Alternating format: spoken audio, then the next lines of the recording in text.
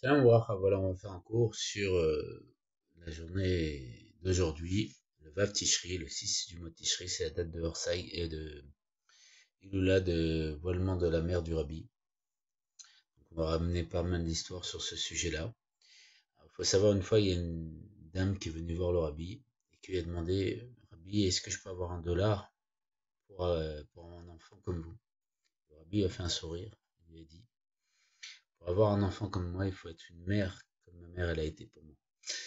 Donc on voit comment le Rabbi honore sa mère et on sait que malgré l'emploi du temps du Rabbi et pendant les 17 ans où sa mère était auprès de lui à New York, 17 ans, ce chiffre il n'est pas anodin.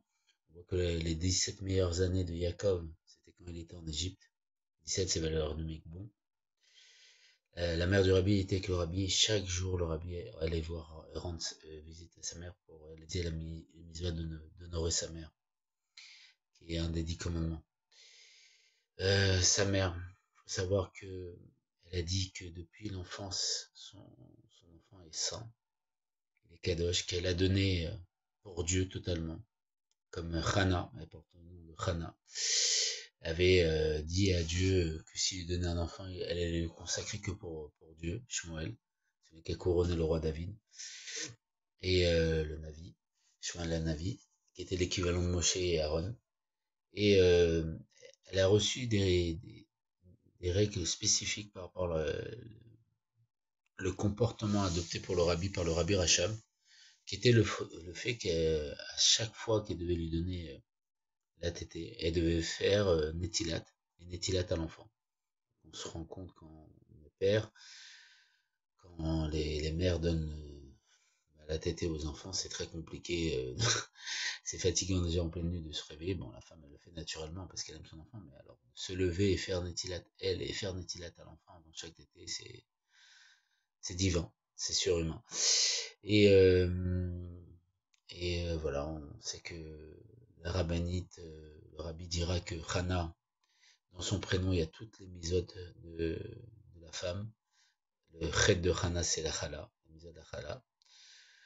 Le noun de Chana, c'est l'anida, voilà, la pureté familiale. Et le et de Chana, c'est Adlakat Nerot, l'allumage des bougies. Et Chana, ça veut dire, ça vient du terme Chen, la grâce. C'est les abréviations aussi de Chochman Nistara, la sagesse cachée, les secrets de la Torah.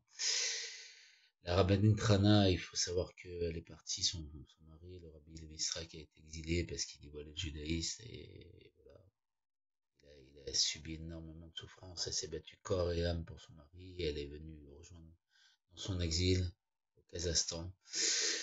Et là-bas, il avait besoin d'écrire des enseignements de Torah et ils n'avaient pas de moyens. Elle est partie confectionner de l'encre avec des plantes pour qu'il puisse écrire ses enseignements de Torah.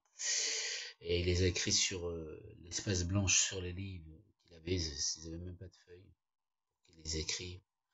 Et donc c'était du condensé. Et elle nous a récupéré ses livres et grâce à ça, on a pu avoir les enseignements du Rabbi, du père du Rabbi. Le Rabbi Levi Strauss a demandé à sa femme de ne pas pleurer au moment où il allait partir. Et quand il est parti, elle n'a pas pleuré. Il y a une histoire aussi, une très belle histoire. Une fois, elle avait un ami à elle qui venait lui rendre visite. Et le Rabbi, comme il venait tous les jours, il est venu la voir pendant ce moment où il y avait cet ami. Et en ressortant de la pièce, le Rabbi sortait à reculons et bougeait des meubles. Et l'ami de la Rabbetzel, il n'a pas compris pourquoi. Et la Rabbetzel, la Rabbin Trana, elle lui a dit, mon fils croit que je ne sais pas, mais je sais. Depuis qu'il est tout petit, il m'a jamais tourné le dos. Parce qu'on tourne pas le dos à un Sefer Torah. Pour le Rabbi, sa mère, c'était un Sefer Torah. Il a jamais tourné le dos à sa mère. Je sais pas si vous vous rendez compte. Il avait un emploi du temps, le Rabbi, on se rend pas compte. Il répondait à 300, un peu de 1000 lettres par jour. Il recevait le dimanche 5000 à 10 000 personnes pendant 5 à plus de 10 heures. Il faisait des formes moyennes pendant 2, 3, 4, 5 heures. Il allait au L pendant aussi 2, 3, 4, 5 heures. Il faisait des yéchidoutes de 20 heures à 5 heures du matin, des réunions privées les juifs qui recevaient, il étudiait la Torah, c'est un peu de temps.